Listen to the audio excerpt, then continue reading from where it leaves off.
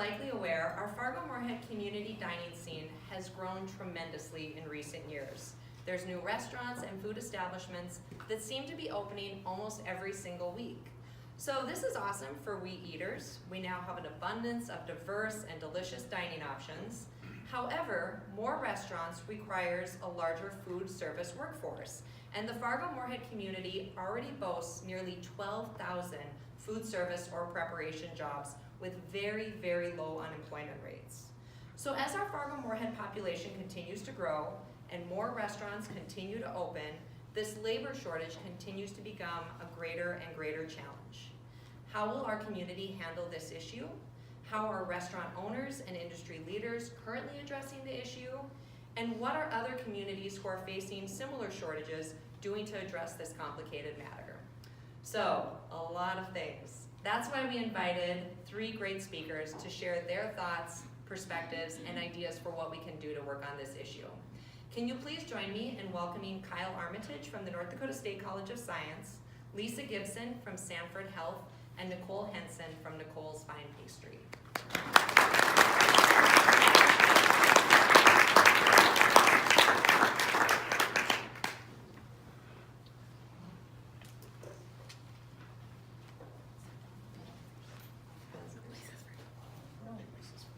Actually, Lisa's first. Good morning. I'm very excited to be here to kind of share my story about how I actually became to work in food service. I was 16 years old and my mom was livid with me because I was driving her crazy. And she literally kicked me in the ass and told me to go get a job. And so I walked just a few blocks away from our house and found a local nursing home and just became infatuated with the director there of dietary and talked her into letting me be a dishwasher. It wasn't really hard. She needed a dishwasher really bad. So. And so little did I know that, 6 years later, I would be the lead cook on weekends at the same nursing home and just really found my passion for food and working with people and providing leadership in that short 6 years. I did serve and go into some other different career fields, but ended up coming back into food service when I worked at North Dakota State University back in 1989. So 30 years later, here I am, well maybe 30 plus, but anyway, here I am, still working in food service, have the privilege to lead the food service team at Sanford Health. Just recently got promoted to be a senior director. Never ever did I ever think that I would be in the position that I am, and still working in the culinary field and trying to move the bar in terms of what we serve and how we serve it to our patients, families, and guests. It's been an incredible journey. So what I wanted kind of to start my talk about was to say that really as an overall society or culture and focus on culinary is that we really need to change the paradigm of like how our parents and other people think about food service, because they typically think food service is fast food workers, 14, 15, 16 years of age. You never think that you're going to actually kind of move into a career with that. Even going to culinary school, you still kind of don't know exactly where you're going to end up or how you're going to fit in, whether it's going to be on a commercial side, whether you're doing restaurants, or if you do non-commercial, which is where I spend a good majority of my time, working in college and university food service, and working in healthcare. And it's an incredible shift. There has been an incredible shift just in my lifetime, because never did I think we'd have a network that just focused on food, right? And we not only have one, but we have a tremendous number of them. So really we need to be proud about the fact that this is what we do for a living, and really try to mentor and coach people along, whether that's young or old. Sometimes it doesn't matter. So overall, I think just shifting the way we think about food service and not in a negative connotation, or it's just a temporary job. It really can be a career if that's what you want it to be overall. So as you can imagine, working at Sanford, we have, well, under food service, I have more than 350 employees, 3 locations, actually maybe like 5 locations, but 3 medical centers. And so really when we were thinking about building the new medical center, knowing that a good majority of the people that we needed to hire were gonna be support staff, because a lot of the medical staff were just transferring from the downtown Broadway campus.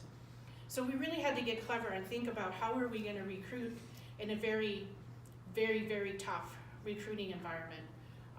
And so we kind of put our heads together and came up with a lot of different things to try to get people to really be excited about working in healthcare, because honestly, it's very policy driven. We are cleaner than clean. It's not like working in a restaurant. It's very vastly different. There's a little bit of a language issue from restaurant to healthcare, and meaning that you can't curse and swear. And you can't lose your temper and those kinds of things. And so we try to treat everybody with respect. So we tried to think about how are we going to make that transition, and what kind of environment can we create, you know, as a team to really kind of get people interested in it. And so we did a number of different things, honestly. Obviously, wage, salary, you have to take a look at that, and you have to see what other people are paying. You have to be at least comparable or close to it. But we also put into place, if they had any years of experience, we would increase that starting wage by 1 to 2%, depending upon if it was direct applicable experience or if it was kind of indirect experience. So we did that. We knew we needed to do that bottom line because, I mean, we were at like $9.25 an hour. That just wasn't going to work. But outside of that, what could we do? So we started really thinking about how we could create tiers within our department in terms of we could hire associate cooks and teach them great skills and move them through to be a cook, then a lead cook, and then potentially a chef supervisor. And so we kind of put together a tiered approach to that, and we did that in all of our areas, not just in cooking. We also have it in our food service area, from dishwasher all the way up to room service assistant. Those are all kind of lumped together. And so you can move through those systems and be hired as a dishwasher. You can be hired as a food service assistant and aspire to move up in the company. We didn't have those before, so that was really important. Obviously, we had to take a look at, you know, the benefits, PTO. That's something that's more enterprise driven. But there's other things that we could do as an environment, like our just local department, that could really help people. And that was to have more flexible scheduling. People that need to take their children and their daycare doesn't open till 7 a.m. Tried to be more flexible with scheduling. Tried to create positions that are full-time so that they don't necessarily have to work another part-time job. A lot of different creative scheduling like that as well. One of the other things that we did is we asked to be part of the internship program. We had never had culinary interns at Sanford before. And so we went to the medical side of the internship program, and we said, we really want culinary interns. And so for the last 3 or 4 years, we've had culinary interns that have really, I think for the most part, I had at least a 50 or 60% ratio that we've kept, and they're actually currently working for us. We had a few that, you know, wanted to open restaurants, and that's cool too. So, but we really enjoy having the interns work with us. We also tried very hard to do cross-training, and we created with our HR department the ability to be able to do secondary codes for people. So if we have someone who's working as a dishwasher, believe it or not, we have this currently in our system. We have someone who's a dishwasher that aspires to be a cook. So we get them a secondary code so that they're able to work as a prep cook get paid that associate cook wage, and learn on the job. And so obviously our end result is that we're hoping that these people will be inspired to work on our line. We really changed a lot of things about healthcare food service. When we opened the new medical center, we are all restaurant driven. We have very little quantity food except for in our central kitchen. Everything is line cooking. And so it's very important that, and we're competing with all the restaurants for those line cooks. So we thought creating this tier that we can help people move through and actually give them, inspire them, give them education would be greatly important. So as far as community support, I think that one of the things that really we didn't really think about too hard when we built the new medical center was the area in which that center is built. A lot of the housing in and around there is not very affordable, especially not for someone who makes $12 to $15 an hour. And so we kind of missed that a little bit. So a lot of our staff drive to that area, and so that creates a transit problem. And so from a community standpoint, we really needed to think about that a little bit. We didn't think about it, and now we're being reactive to it. So that's an unfortunate miss on our part overall. And then I've had the privilege to be part of the Culinary Institute that they're trying to get going in downtown Fargo.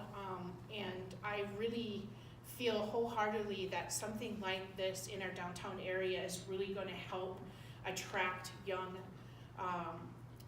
culinarians to our area, regardless if it's for restaurants or non-commercial food service. It doesn't really matter. It helps us all. And I know that Kyle's going to talk a little bit about supply and demand as it's related to that, and he's also going to touch on the Culinary Institute. So here's Kyle.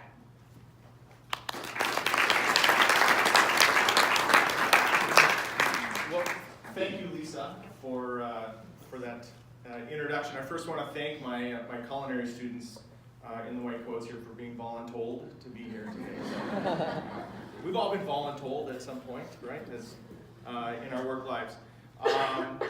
As you might have heard already, I'm an associate professor, fancy title. I'm a culinary instructor at North Dakota State College of Science in Wahpeton, and I work with all of our freshman, first year incoming students, and really starting to train them for what the industry is asking of them.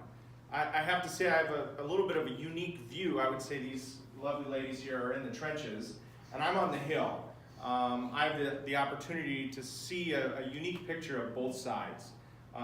The supply as students come in and the job that I need to do, and then I get to see the trenches and hear the stories from the employers that are sometimes in nearly tears. You know, you can't probably hear tears through an email, but you can almost. So the desire for those students to be there. Now, yes, I'm supposed to teach students how to hold a knife and to understand individual ingredients and to cook good food. But I think in a larger setting, I'm there to teach students passion. So I talk a lot about, if you are passionate about something, you do it for fun. And I think we understand, all of us that are connected to the food world, that this isn't always the easiest industry.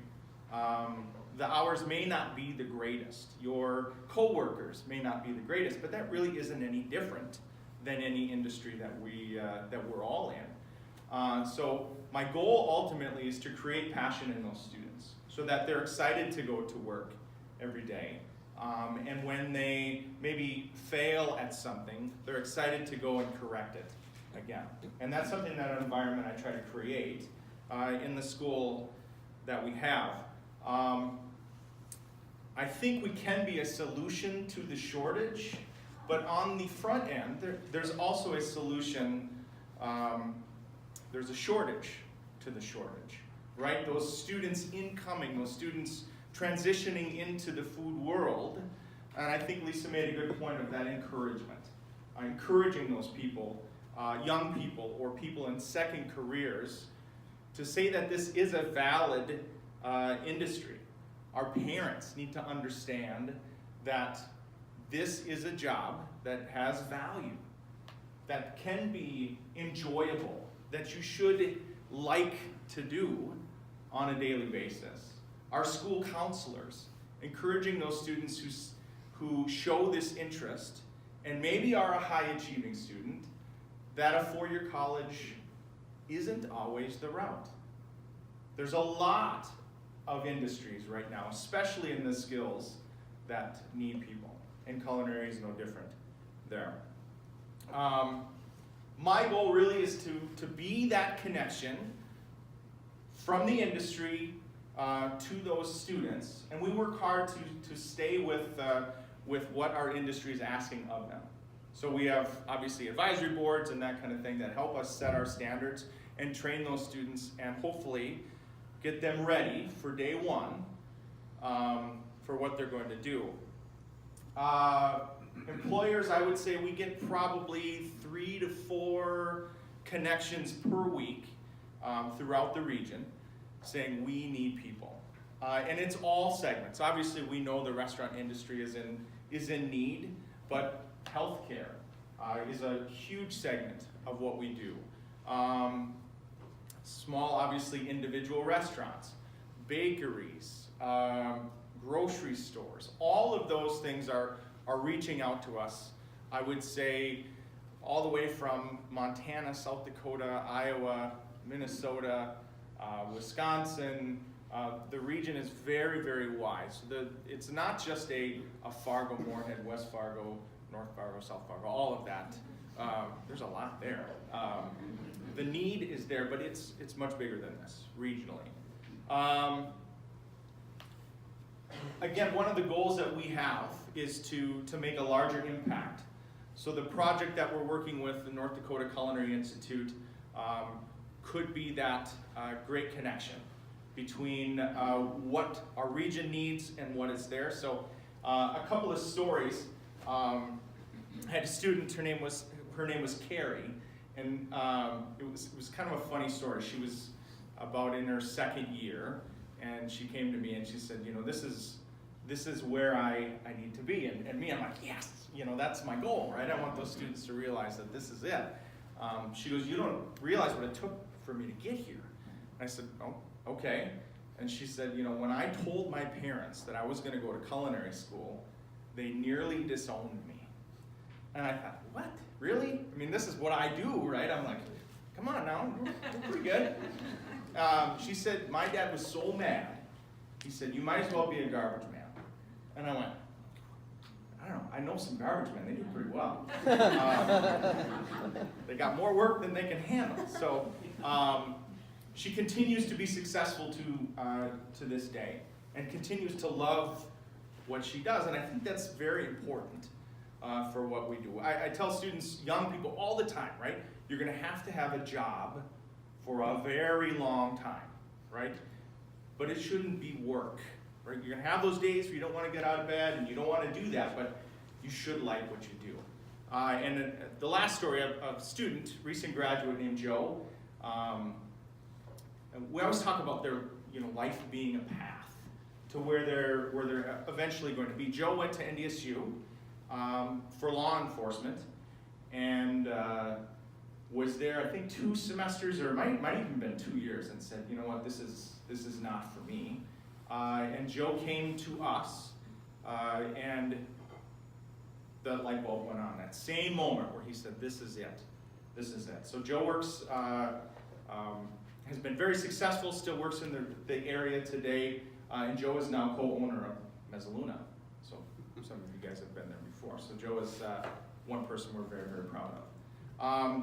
So another person that's in the trenches today is Nichole from Nichole's Fine Pastry. She's going to tell you a little bit about her path and the challenges that she's faced on this topic.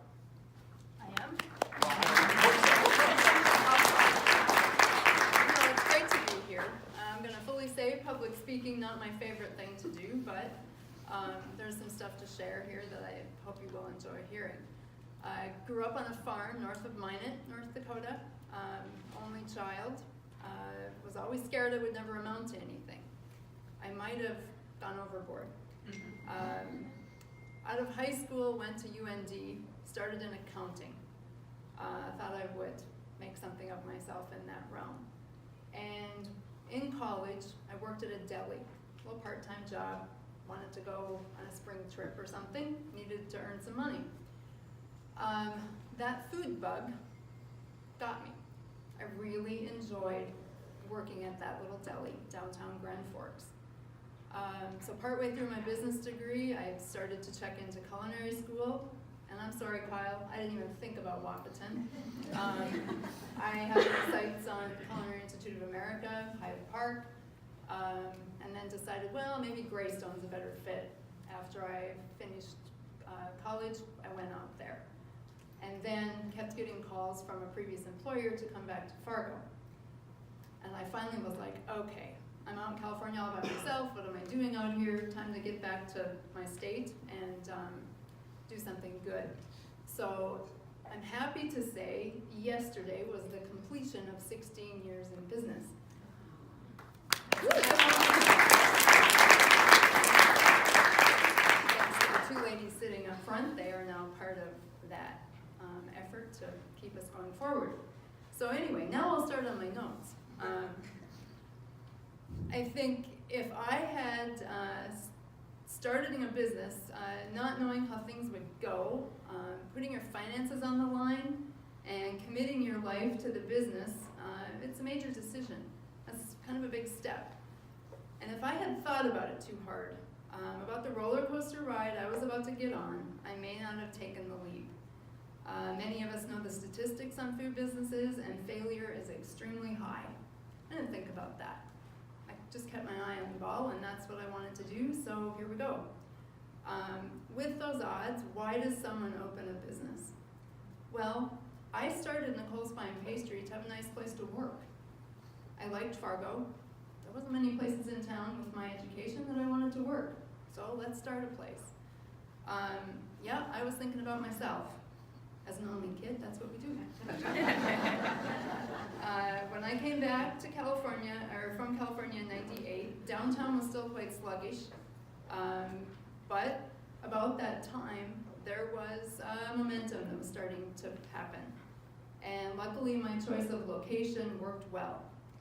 It seemed like a pastry shop and Fargo seemed to come together. So when I started, I was the only one in the kitchen. I had no idea to know what was coming, but let's just get going. Couple weeks in, I added one person. From there, I have steadily added either counter staff or kitchen staff, and now there's almost 30 of us. When it comes to staff, I feel like I've been very fortunate. Most of the time, individuals that see the quality of what is being done show up on their own and want to be part of the effort. Once I put an ad in job service and decided, no, I'm not going to do that again, because it just created a lot of paperwork for me that I didn't have time to deal with. And nothing against job service, I just was more willing to let the people come in the door that wanted to work there. I think along the way too, I just tried to be a decent human being. I grew up with, I want to say, good upbringing, farm sense, whatever you want to call it. And you know, there's been times when people have applied that have had more experience or education than those already employed. And I probably have missed out on some great hires because of not trading one person in for another. It doesn't seem very humane to do that. I just always believe you should treat other people the way you would like to be treated. Okay? As the food scene has grown in the FM area and demand has increased, it's been a challenge to stay properly staffed as the shop has continued to grow. I recall one time a few years ago, we talked about the schedule and went, uh-oh, we might have to close early. We don't have enough staff to keep this place going for the hours that we've got. Luckily, we managed through that. You put your heads together and come up with a little creative scheduling and you make it through. Like I mentioned, When I started Nichole's, my goal was to create a great place to work for myself. Food service is notorious for being hard on people, and thus many people do not make a career out of it. Just like Kyle mentioned, it's not the glamorous job we all are striving for. Luckily, I only have 3 pages. I've always believed it was possible to create a business that could strike a balance between something I love to do and not work myself to death. I know my dad was worried about that when I said, I'm gonna go to pastry school and maybe I'll start a business. He farmed and he knew how hard that was, but he also had known how hard you work in the restaurant industry. And I'm sure he just didn't want that for me, but he didn't say too much when I went to school. Over the years, it became clear to me that continuing to invest in my staff would help Nichole survive the long haul. And along the way then, well, benefits, okay? Corporations have got big benefit packages. How am I gonna compete against that?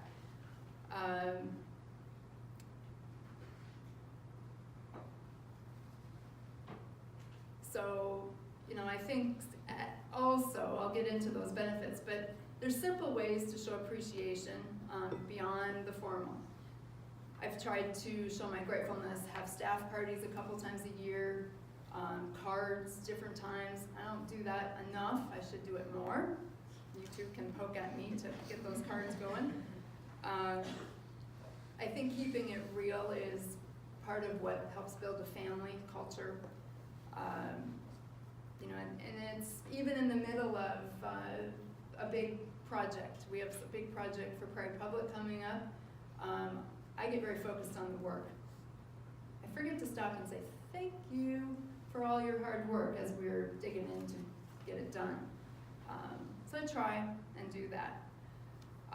In my quest to take care of myself and my staff, I've added paid holidays, then a group health insurance plan, then an IRA, and last year I added paid time off. So the shop is adjusting to all of those benefits in different ways, and I think in the end it'll be good. So I wanted to be good to those working for me. Why? Because like we've, I think already all said, Lisa and Kyle, it's demanding, challenging work. Sometimes you do simple tasks over and over again, and those tasks are not always as glamorous as TV makes it out to be. Hollywood has a way of putting a glamour on the whole thing, and that's great, but reality, those tart shells still have to get done, and it's a bunch of repetitive work. Building a team that is cross-trained, enough to cover ups and downs, is also very beneficial, and I think Lisa touched on that. Having a flexible schedule so that if you have a family event you want to go to, you can go. 10 years ago, 15 years ago when I started, we didn't talk about it because we knew if one of us left the kitchen, somebody else was going to be there till 9 o'clock that night doing their work. Now we've got more staff on board, so we can, and they're doing a great job of it. I don't even know half the time who's coming and going, but the work seems to get done, and that's what I guess I care about. The cake's got to get put in the box.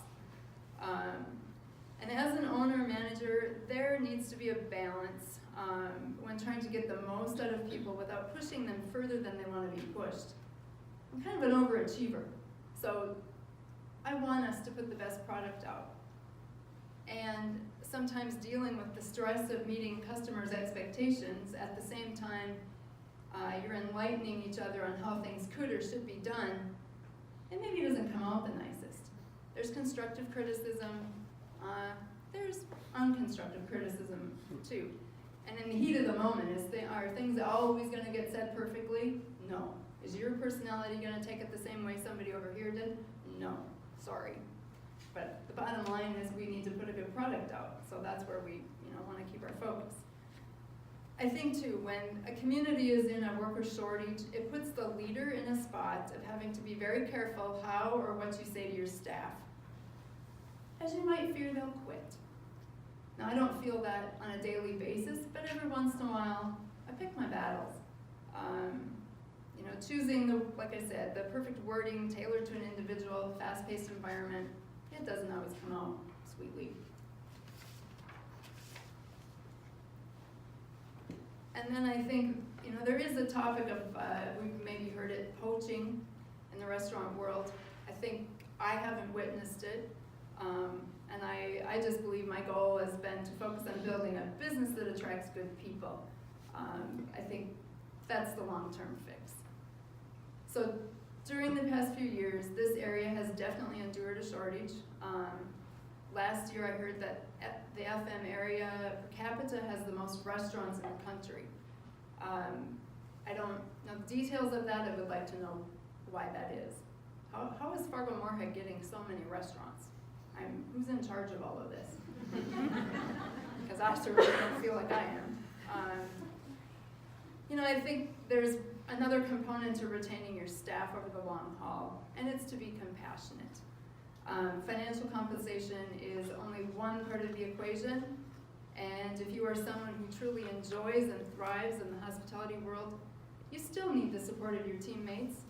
Continuing to pace yourself for long-term success requires attention to one another, and I think many in the food service world say they value close coworkers like family. Many restaurants, they speak of family meal. Well, why is that? Sure, they're trying the food, but they're also bonding when they eat together. I think it's a healthy thing to do in the industry.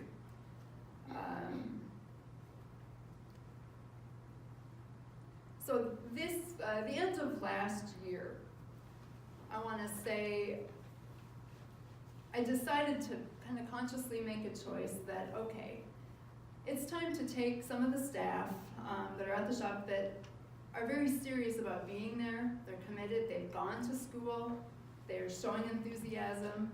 I can speak on one person from Kyle's program. He definitely puts passion in his students, and that's great.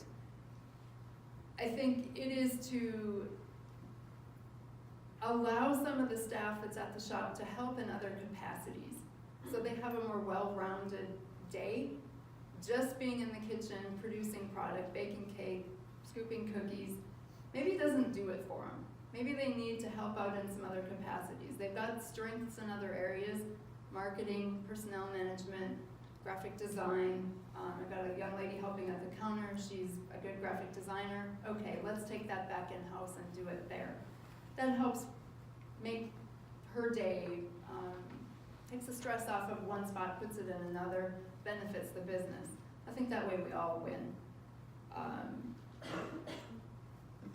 And I think in the end here, utilizing the strength should help align the staff with goals, and hopefully the whole place wins. I think for me to strive to lead with the real facts of what's going on at the shop, and at the same time following my instincts and my heart to do good to the ones that are there helping, that's the bottom line for me. And hopefully the community continues to support the efforts that we're doing. So, and let's keep some of the corporate businesses out of downtown Fargo. I'm going to put up a little fight on that, I think. Thank you.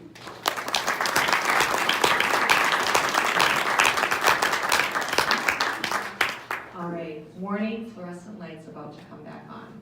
Okay. All right, thank you guys so much for your wonderful presentations and thoughts on this important topic. Now we have some time for audience Q&A, so if you want to just raise your hand, you can ask a question of one of our great speakers, or if you have a thought on this matter, some idea or something that you think would be interesting to consider, it's an open floor, so go ahead and raise your hands. Or I have questions too. Okay, so I'll go ahead and start.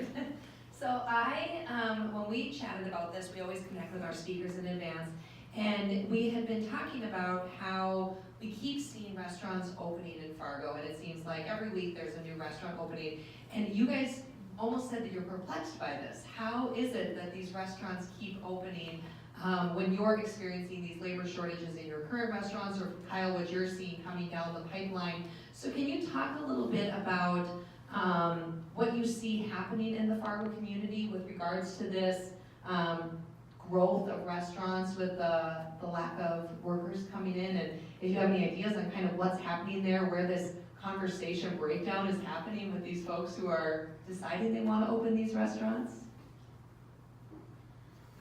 I can start if that That- would help. That would be lead it, great. so. Yeah, whoever wants to.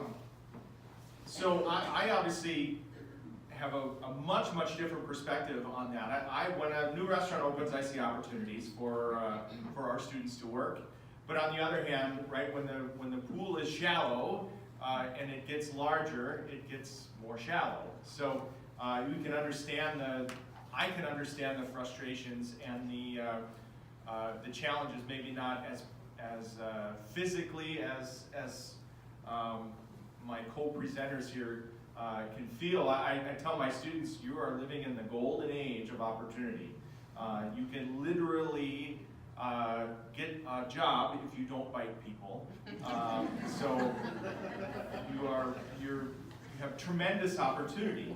But again, that doesn't change the challenges that these two ladies face. I think from my perspective too, it's just not food service workers.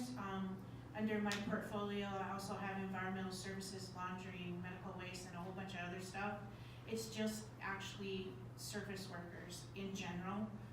We struggle to recruit and retain because they will go across the street for 50 cents because it's a difference of being able to put a full tank of gas in versus a half a tank, or putting food on the table. So I think that's really important for us to remember as a community. Food is, and that's why we're here, we're talking about food service, but it's actually all service workers, regardless of what that industry is. I don't know. I guess what I'll say is the more competition, it should breed better. And that just makes the rest of us dig deeper to provide better, do better. We can't fight the corporations that would come to town, and what we can do is just take care of what's in our four walls and do a good job there and hope it turns out for the best. You can hold on to that. Any questions? Yeah, right I there. got a couple comments to share, Sure. if I could. Can I stand up? Yeah, Okay. Some of you know me, most of you don't. I see a lot of faces I've never run into. My name is Jared Larson. I currently work for US Foods, and I work with different restaurants over a 5-state area every single day. But I was in the restaurant industry for 20 years, and I was in Bismarck during the oil boom, and I know the game of playing, let's pay 50 cents more than the guy down the street, is not a very sustainable mission at all. And you run through employees like I've never seen before. So I've kind of narrowed it down to 3 things, and I think they've been touched on, but maybe haven't been highlighted today. So empathy, environment, and belief. So empathy, putting yourself in your workers' shoes and understanding what their needs are and that sort of thing.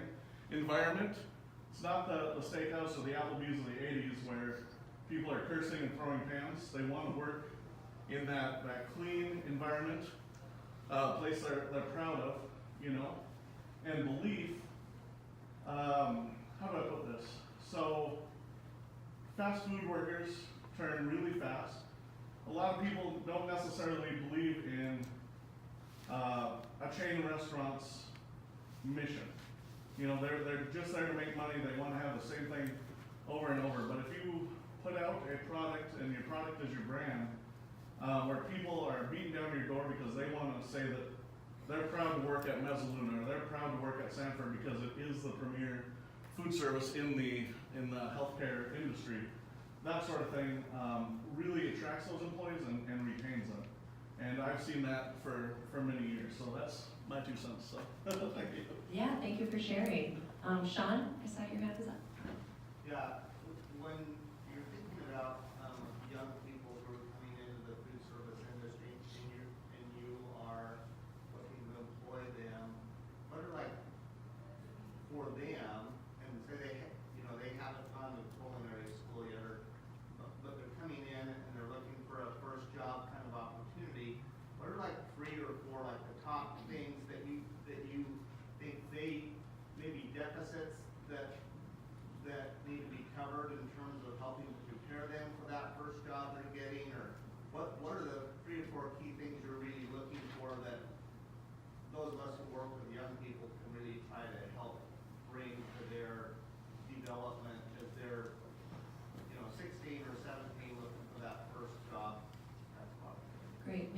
question for Kyle, because I know you said that there are some of the things that you have to cue students into today Sure. can be a little surprising. Yeah, I have a lot of those conversations, obviously connecting with a lot of schools and having those, those discussions.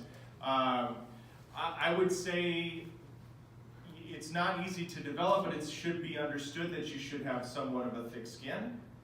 You should be able to take those criticisms and use those. It's not always an industry that that you get put on a pedestal, and so that's their stress. Managing stress, I tell students, that maybe come in and visit. They say, "Well, I've only worked at McDonald's," and I said, "Wait. McDonald's has systems, they have procedures, they have sanitation, and when those 2 buses of basketball players show up when you're 15 minutes from closing, that's the same stress as a hotline in a fine dining restaurant with 16 tickets in the window." So understanding that the pressure is there and to somewhat feast on that pressure. The second thing I say is get out there. This is an industry and an opportunity where they can start work at 15 or 16 and get experience, because every job that they're going to have, they're going to learn what they don't want and sometimes what they do. So getting there and getting that foot in the door and getting some of that experience is so valuable, even going in a little bit blind and maybe not knowing. If there was one more thing, they should eat. They should like food. I've worked with students before who said, "I only eat chicken strips and mac and cheese." I don't know if this is right for you. You should love food. Because I have young people who say, "What's the best thing you like about your job?" And we all should say, eating. That's the best part. The best part. We have to do all that work just so we can eat. That's the best part. So I just spoke with a young student the other day, and I said, "You know what you can do?" He's 10 years old. I said, "You know what you can do? Eat. Eat food. Try new stuff. If it looks gross, be excited to try it, because you never know." And that creates a whole vision of what the food world can be. It brings you to other countries in your own kitchen. So that's what I would say. Love it. Thank you. I think we have time for a couple more questions. Roger in the back. I work with SCORE, and we get a lot of new Americans coming in, have no idea what it takes to start a business. What are rules, regulations? They're used to what they've done in Africa. I want to start a business, the government gives you some money to start a business, you guys can do it, you got a business. You don't own the business, the government owns the business. When they decide they don't like your work, you're out of work. They come in with no training. You ask them, "Have you even washed dishes?" No. "I just want to start a restaurant." I had them come in and say, "I need enough money to feed 2 people. I'll take the profit from the 2 people, I can feed 4, 8, 16, 32. They don't think anything about a kitchen. It is one of the most frustrating group of people to work with. It is, and your training is just tremendous, but you're not getting to those people, and I don't think they have the funds to do it, the knowledge to do it. It's a whole new world for them, and it's a whole new world for them to go and look for a job, working for somebody else, because they've always kind of been on their own. It's something we've got to overcome in the industry. I think you're right. We've had several discussions, obviously no solutions to that, but especially with our North Dakota Culinary Institute discussion. That is an underserved market and a tremendous opportunity to educate, to bring them to that next level for experience, because obviously they're not afraid to work, and they just need that guidance. So that's a discussion we're having. I appreciate your point. Yeah, thank you. So we are unfortunately out of time for today, but we wanted to end our First Fridays today with the question that we always ask, what can we do? It looks like we have a full room here today with folks that are interested in this topic and are out in the community. So what can we do to work on this issue and help support you guys, the work you're doing? Wow, that's a big question. I think just overall, really being encouraging to anyone who shows any kind of passion or interest in the food service industry to not let other people discount it. Obviously, we all have a desire or a passion for food, otherwise we wouldn't be sitting in this room. And if we can help encourage or mentor or coach along anybody, even a couple people, that would be really, really helpful overall. That's what I wrote down. She stole my answer. I didn't even know the question. Beyond that, I would say that everybody obviously has a passion for food, but you might have something to teach. From a selfless standpoint, get involved at NDSCS in the culinary arts. If it's a field trip that we can take, if it's an opportunity to judge a contest, if it's an opportunity to allow a student to walk alongside you for a couple hours. We actually have a student doing that with Nichole next week, so we thank you. For that, the opportunity again to connect with NDSCS. We offer us what we call the Culinary Intensive, which essentially is a culinary camp for career exploration. Anybody 16 and above can come in and spend a week, and they can realize, do I want to do this as a career or a hobby? Do I want to go to school for this? And maybe is NDSCS right? So we hope to try to answer that question for people before they spend tens of thousands of dollars on college and realize it's not for them. So yeah, get involved. I don't have to say that to you guys. You're all involved. You're here today. So. I think the original question I've already lost in my mind, but I'm going to say this point, because it's what came to me in the beginning when you asked. Vote with your dollar. Now, take that a little further. You have company coming to town. Talk them out of going to the chains. Come to the local places. Support the people that are helping, I don't know what words you want to use, grassroots, food service, whatever. Come support us that are trying hard to keep the local scene going. I think that's what I would suggest. Awesome. Thank you guys all. Can you all please join me in giving these